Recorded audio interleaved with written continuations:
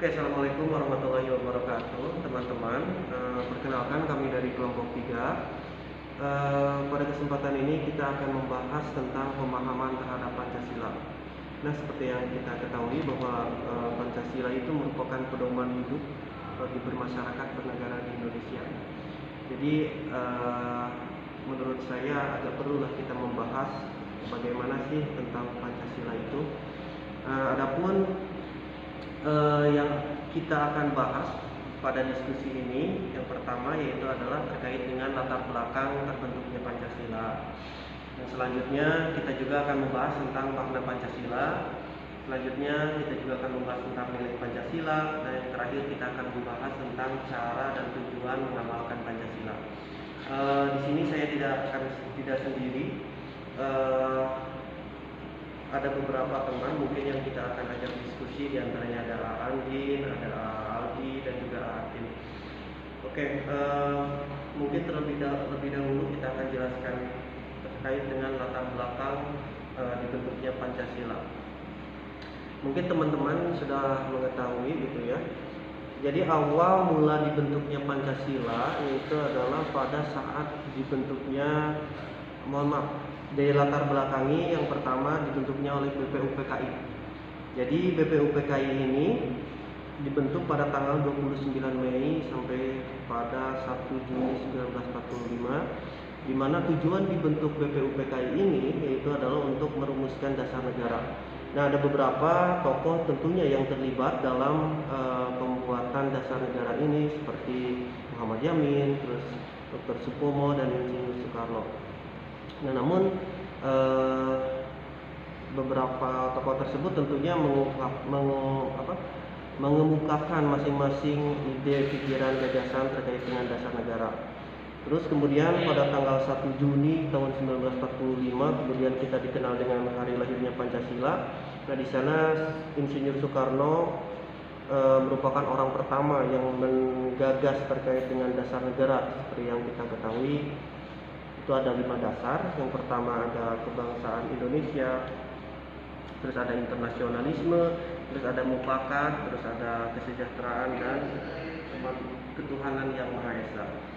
Nah, dari sidang BPUPKI tersebut masih berlanjut, terus membentuk panitia kecil yang bisa kita sebut dengan panitia 9. Ini panitia kecil ini tujuannya sama, yaitu untuk merumuskan dan menyusun undang-undang dasar dan merumuskan kembali Pancasila sebagai negara. Nah, finalnya setelah persidangan tersebut, kemudian Pancasila berhasil disahkan dan dicantumkan dalam pembukaan Undang-Undang 1945 pada sidang PPKI pertama, yaitu pada tanggal 18 Agustus 1945. Nah, mungkin sekilas tentang latar belakang terbentuknya Pancasila ya. Selanjutnya kita akan masuk ke bahasan yang pertama terkait dengan makna Pancasila. Nih, bagaimana nih Pak Aldi, menurut Pak Aldi terkait dengan makna Pancasila itu sendiri, Pak? Ya, oke. Terima kasih. Setiap perumusan dasar negara atau apapun pasti mempunyai makna tersendiri. Pancasila itu terdiri dari 5 sila, masing-masing sila itu memiliki makna-makna tersendiri. Yang pertama, sila ketuhanan yang Maha Esa. Bangsa Indonesia merupakan bangsa yang percaya kepada Tuhan yang Maha Esa, yang telah menciptakan alam semesta ini dengan isinya. Karena kita bangsa yang beragama, sama-sama percaya kepada Tuhan, baik agama Islam, Hindu, Kristen ataupun Buddha, sama-sama punya Tuhan masing-masing. Ya. Yang kedua, sila kemanusiaan yang adil dan beradab. Bangsa Indonesia adalah bangsa yang memiliki martabat yang tinggi, sehingga keputusan yang diambil harus berdasarkan norma yang objektif. Nah, makna yang ketiga dari sila ketiga itu adalah persatuan Indonesia. Besarnya bangsa Indonesia adalah karena dari berbagai macam-macam suku, budaya, ras, agama, tapi dalam satu kesatuan seperti yang ada di lambang Garuda, yaitu Bhinneka Tunggal Ika, walaupun berbeda-beda tetap satu jua. Yang keempat, dari sila kerakyatan yang dipimpin oleh hikmah kebijaksanaan dalam permusyawaratan perwakilan, ada beberapa makna yang ada di sila ini. Yang pertama kerakyatan. Kerakyatan berarti juga sekelompok orang yang mendiami wilayah Indonesia atau penduduk asli Indonesia. Yang kedua adalah hikmah. Hikmah kebijaksanaan berarti sikap yang dilandasi dengan penggunaan akal pikiran yang sehat, selalu mempertimbangkan persatuan kesatuan. Jadi apapun alasannya, apapun argumennya, tapi kita tetap dalam satu kesatuan Indonesia Raya. Yang keempat, permusyawaratan berarti tata cara yang khas Indonesia untuk merumuskan dan memutuskan suatu masalah atau suatu hal berdasarkan kehendak rakyat sehingga tercapai keputusan yang berdasarkan mufakat atau musyawarah untuk mufakat. Dan yang kelima, perwakilan berarti suatu cara untuk mengusahakan ikut serta rakyat mengambil bagian urusan bernegara melalui badan-badan perwakilan rakyat seperti DPR, MPR, DPRD dan DPD. Yang terakhir, sila keadilan sosial bagi seluruh rakyat Indonesia. Keadilan sosial berarti keadilan yang berlaku dalam masyarakat dari segala bidang dan kehidupan dari lapisan masyarakat seperti halnya dalam politik, hukum, ekonomi, pendidikan, kesehatan, dan sosial budaya. Saya kira makna dari Pancasila dari referensi yang saya ambil cukup sekian. Sekian ya Pak. Ya.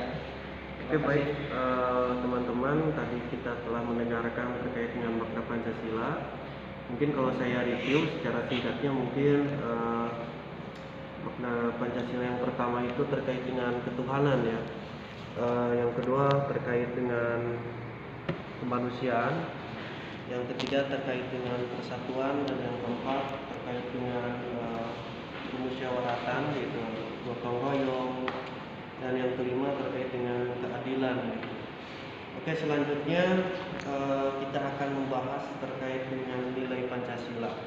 Bagaimana nih Pak Andin, menurut Bapak terkait dengan nilai Pancasila itu sendiri Pak? Jadi di sini di Pancasila juga terdapat beberapa nilai, walaupun sebenarnya itu hampir sama seperti dengan makna yang sudah disebutkan oleh Bapak Ali. Yang pertama, di sini ada nilai ketuhanan. Di sini maksudnya di mana nilai yang mencerminkan bahwa warga Indonesia itu merupakan warga yang beragama, negara yang beragama.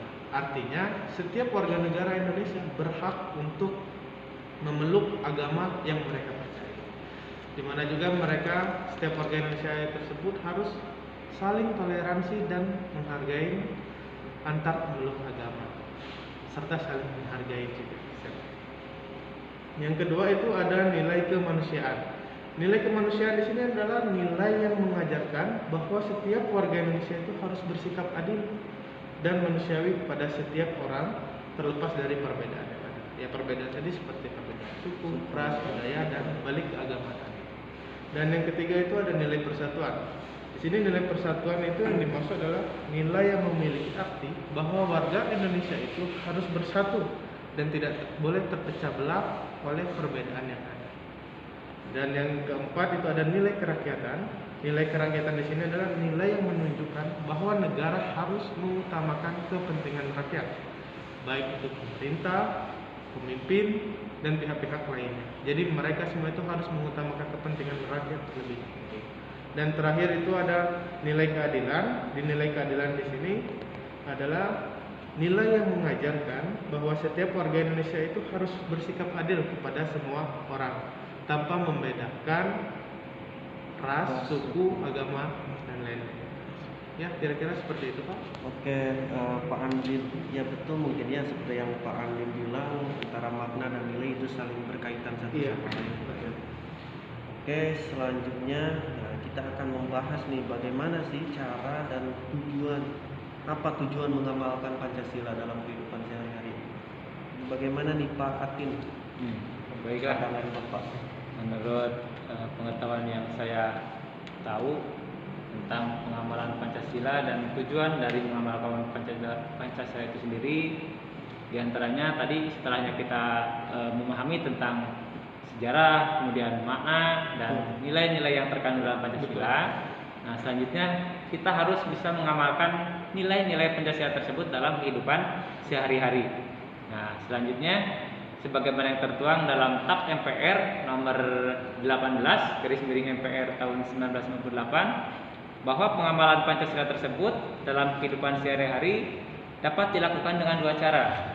Di antaranya yang pertama, pengamalan secara objektif dan pengamalan secara subjektif. Nah, bagaimana pengamalan secara objektif? Yaitu pengamalan ini dilakukan dengan melaksanakan dan mentaati peraturan perundang-undangan sebagaimana yang terkandung dalam nilai Pancasila tadi. Kemudian yang kedua, pengamalan subjektif. Pengamalan ini dilaksanakan dengan menjalankan nilai-nilai Pancasila yang berwujud norma etik secara pribadi atau kelompok dalam bersikap. Nah, jadi ini lebih menekankan ke orangnya, baik pribadi maupun kelompok. Nah, dari cara pengamalan Pancasila tersebut, tentunya kita akan memperoleh manfaat. Ya, manfaat dari mengamalkan Pancasila itu. Apa saja manfaat atau tujuan dari pengamalan Pancasila itu? Nah, yang pertama, dengan mengamalkan Pancasila, kita dapat menghargai perbedaan, sebagaimana tadi yang dijelaskan oleh Pak Andin. Kemudian yang kedua, dengan mengamalkan Pancasila juga, kita akan memiliki rasa persatuan serta rasa saling menghormati di antara sesama manusia. Nah, selain itu, dengan mengamalkan Pancasila juga, kita tidak akan berperilaku semena-mena terhadap orang lain. Nah, sebagaimana tadi yang tertera dalam sila-sila Pancasila yang telah diuraikan sebelumnya. Kemudian yang terakhir, tujuan dari mengamalkan Pancasila, kita akan menumbuhkan rasa saling menolong di antara sesama manusia. Ya, baik yang sama golongan dengan kita ataupun yang berbeda golongan. Mungkin itu cara mengamalkan Pancasila serta tujuan dari pengamalan Pancasila tersebut. Terima kasih. Luar biasa sekali penjelasan dari Pak Andin ya. Memang benar, hal yang paling penting itu terletak pada pengamalannya Pak ya. Percuma kita hafal terkait dengan latar belakang, makna nilai kalau tidak diamalkan. Oke, baik pemirsa, teman-teman, mungkin diskusi ini dari kelompok 3 cukup sekian. Banyak sekali hal-hal yang dapat dipelajari mungkin ya oleh teman-teman, dan mudah-mudahan ini sangat bermanfaat tentunya bagi kita dan bagi teman-teman. Oke, terima kasih. Assalamualaikum warahmatullahi wabarakatuh.